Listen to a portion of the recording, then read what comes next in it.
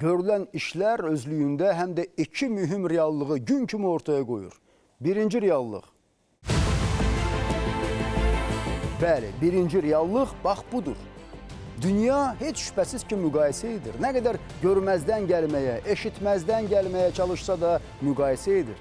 Bir tərəfdə Ermənistanın işğal dövründə Qarabağda yaratdığı vəziyyət, digər tərəfdə də Azərbaycanın işğaldan azad etdiyi torpaqlarda cəmi 4 il yarıma yaratdığı reallıq. Başqa sözlə, bu dünyada cənnətlə cəhənnəmin müqayisəli təhlilini aparmaq istəyən varsa buyursun, bu fərqə, bu müqayisəli təhlilə baxsın.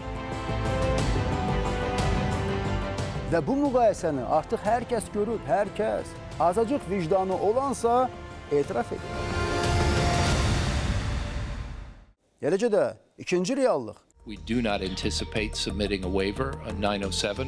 Ermənistan adlı bir dövlətin elə məhz dövlət səviyyəsində yürütdüyü yalan diplomatiyasının iç üzünün, hansı ki, ən müxtəlif səviyyələrdə, hətta Amerikalı konqresmenlərin, Avropalı diplomatların, beynəlxalq təşkilatların əli ilə təbliğ olunurdu. Azərbaycana qarşı sanksiya, qərar və qətnamələr qəbul edilirdi. Qol qanadını sındırdı, məhv etdi. Bəli, Ermənistan və onun məlum havadarları çox çalışdılar ki, Qarabağın yerlə yeksan edilməsi faktını gizlətsinlər.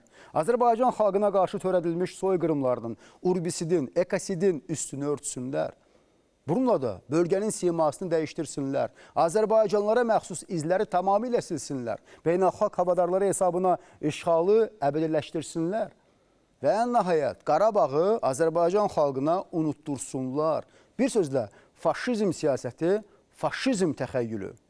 Biz açıq-aydın başa düşürdük və görürdük ki, hansı qüvvələr Ermənistana dəstək verir, hansı qüvvələr onların arxasındadır, hansı qüvvələrlə biz üz-üzə gələ bilərik və gəlmişik də.